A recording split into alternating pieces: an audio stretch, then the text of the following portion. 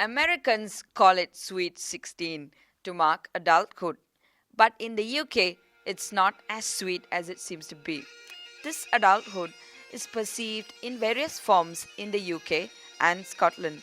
Voting in general elections is only permitted at the legal and responsible age of 18 in the UK, but Scotland is considering to lower the voting age to 16 in preparation for the independence referendum scheduled for October 2014. Scotland will follow examples set by other countries such as Austria, Germany, Brazil, and Isle of Man, where the voting age is 16. So, how did it all start? The Votes at 16 organization launched a campaign along with the British Youth Council to lower the voting age to 16. The Liberal Democrats were the first to support voting at 16.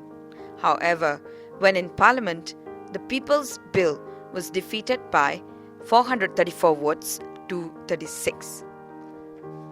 The Welsh and the Scottish government favoured voting at 16. However, they do not have the power to implement the policy due to the limitation of their devolved powers. Even when almost 200 opposition MPs voted in favour of 16 and 17-year-olds to vote in the referendum, the amendment was repeatedly defeated by 346 to 196 votes. Now, once again, the voting at 16 issue arises as the referendum approaches this October 2014.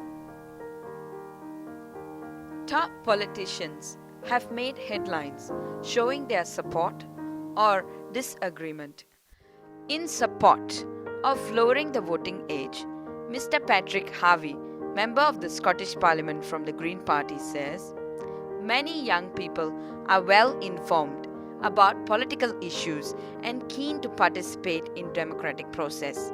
It's time to harness that enthusiasm, energy, and welcome 16-year-olds to the ballot box." Scottish Times decided to ask people what the age 16 means to them.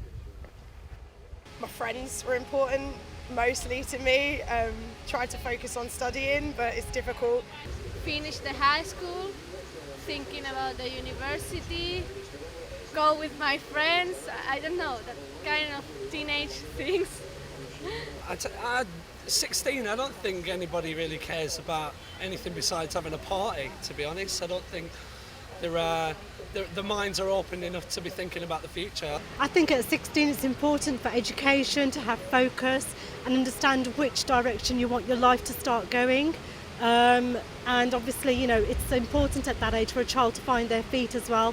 They're probably just finished full-time education, probably looking to go on to college or university.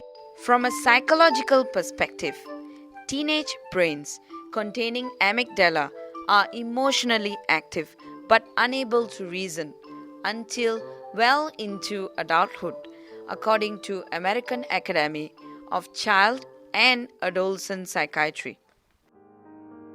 Psychology professor Stephen Wood from Birmingham University specializes in adolescent brain development and mental health. I don't think that I could give you an accurate answer to that question. So the problem is that from a psychology and from a neuroscience point of view, it's different for everybody, and it's really hard. There's no real bright boundary where you can say, now you're an adult. There just isn't. So in law, we want to have actual boundaries, because you want to know on this side one thing, on the other side another thing. And so with voting age, for example, a decision has to be made about when. And it's going to be right for some people and wrong for other people. So we could argue that because the grey matter development isn't finished until the mid-20s, well, we wait till then. Maybe you've got to be 25 until you vote. But actually, the white matter, the cables in your brain that connect the different parts up, that carries on maturing until the fourth, the fifth decade. So maybe you shouldn't vote until you're 45. I know there are plenty of people who would say, 45-year-olds only, that's good. But the point being, there's always a counter-argument, and basically you have to choose the least worst position. Now that might be because you're trading off social benefits against, say, cognitive or neuroscientific limitations. So we know that 16-year-olds, on average, aren't quite as mature as 18-year-olds, but socially we want them to be more engaged with political life and making decisions that affect them. So we think, on balance, it's better to allow them to vote. Opposing the changes, Scottish Secretary Michael Moore said 16 and 17-year-olds should be banned from voting in the referendum as they aren't matured enough, and the electorate should only include those who elected the First Minister. This kind of issue, they are quite boring, or at least the way the media treats that. I mean, teenagers are supposed to be teenagers, you know. They're supposed to study. They're supposed to study, and they're not supposed to go to the army. Not supposed to be, really aware of politics. I think if you want people to vote, they should be allowed to vote. At my view is like 21 at least, because this is when you start taking more seriously the politics. I don't think before that you should be allowed to vote. Rights at 16 are still limited in comparison to 18. With so many limitations apparent, why should 16-year-olds be given the right to vote at the referendum? Liberal Democrat Executive Member Emma Sykes agrees that voting at 16 is not practical, as voting does not grant them full rights. The reason why we believe that 16 and 17-year-olds should have the vote extended to them in all elections, but not necessarily this referendum, is because we don't believe that it's fair to ask a 16 or 17-year-old to actively engage with the political system one year and open that door to them, and then the next year shut that door, because this referendum will take place in 2014, and someone that's just turned 16 in 2014 will then not have the opportunity to vote again until the next general election, not the 2015 general election, but the one after that. And we believe that asking a young person to engage in the political system one year and then closing the door on the next year will not foster a good active citizenship. Most politicians agree a legitimate reason is hidden behind SNP lowering the voting age to 16. However, some politicians are skeptical about Scottish Government's proposal to extend the franchise to 16-year-olds. SNP's real intention is believed to increase the voter numbers in the coming referendum. Another problem that Maury, a top research company, found is the low youth voter turnout. Less than half of the eligible 18 to 24-year-olds voted in 2010. Reasons range from circumstances on that day, which makes 33%, while the least popular reason is no trust in politicians to keep their promise, which makes 20%.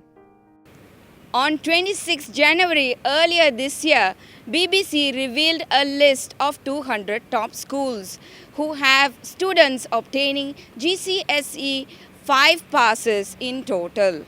I am here at the City of London School to find out how the political teaching influences the idea of voting at 16. Political teacher at City of London School, Mr. Andrew Bracken, tells us about the challenges in teaching politics at school. In fact, it's very fast moving, and it's constantly requires you as a teacher to sort of keep up to date with what's going on and try and keep your students up to date, because you can say one thing one week and then within a couple of months that might have fundamentally altered, and it gets an awful lot of coverage now, and it's kind of striking. I think one of the things is striking the right blend between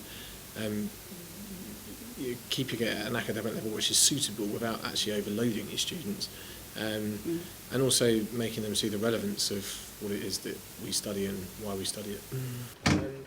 Which country? A consistent finding of the citizenship education module in the 7th annual report of longitudinal study in 2009 revealed that teachers lacked knowledge in the subject and students found the subject boring. Scottish Times wanted to find out whether the quality of political teaching motivates more participation in the referendum. Could have even more speakers in because we recently had Labour MP Stephen Twigg, and we recently had a politics debate about whether private schools should be abolished, and obviously we're a private school, so it held particular relevance, and that was an interesting debate to have. Not only the quality of education, but also another factor influences the youth voter turnout, which is the social media. Recent data from 2010 election shows that social media like Facebook and Twitter is playing an increasing role in communication between politicians and the public. The three main parties had a combined total of over 250,000 Facebook fans, 75,000 followers on Twitter, and over 3 million views on YouTube. Most politicians also agree that social media makes them more accessible and communicative.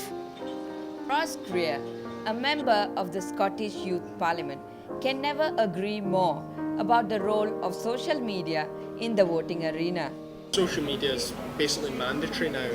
I almost definitely would not have won my election campaign to be a member of the Youth Parliament without social media, without my campaign page on Facebook, without people following me on Twitter. I think it provides you with an amazing opportunity to talk about what you believe in, to discuss with other people. Richard Babrook, a political professor from Westminster University, points that migrant nature of people affects voting, and to improve the voting system, students should participate in school governance first. They're flaky lifestyles. I know this from my students, they move every 6 months. I mean, you're doing the same, aren't you? When I was a student, I moved every year, 6 months. So you have to register to vote. And, up to, when they were sort of at home, their parents did it for them, when they first got to 18. But once they start moving every 6 months, you're obviously going to be not, getting it together to have somewhere to live and to study or getting a job, that's the problem. They're not settled. Voting at a weekend would help. I mean, having it on a Thursday, so it means that most people are at work or looking after their kids, so it becomes difficult. Where if they had it on Saturday and Sunday, that would include having a public holiday for voting, paying people to vote. That's what they did in ancient Athens. I always think if you gave everybody a crisp £50 note who turned up to vote, that would get all the poor people to vote. The pupils could elect the board of governors of the school. That would be a good start. I mean, if you want to get them to learn democracy, they could do it by helping run the school. Another factor, which is a highly supportive evidence for the youth to vote in the referendum, is the taxation system. Mr. Hamza Yousaf, a member of the Scottish Parliament, feels voting rights should be given when taxing and other rights are forced on the youth. There's a number of other things that you can do, of course, that we know about. You can get married, of course, you can engage in sexual intercourse, of course, you can join the army cadets, which then may well go on to join the full army and fight in wars abroad. And then, of course, as we say, we can pay a portion of tax as well. So if you can trust people to make, at that age, those big decisions about their life, then, to then not be able to comprehend or suggest that they're not able to comprehend how to put an X beside a box and vote for the right person that they think will be able to run the country properly. And to me, that's not logical at all. So, there's an issue of fairness here. If we're asking 16-year-olds to do so much, including paying towards, be it 10%, 20%, 100%, contributing towards national services, to not be able to have a say at all. David Cameron is calling for immediate talks between the Scottish Secretary Michael Moore and the First Minister Alex Salmond to discuss about granting voting rights to the 16 and 17-year-olds during this referendum, but not in the UK general elections. Are the Scottish youth responsible enough to decide for an independent Scotland? This situation is uncertain as of now.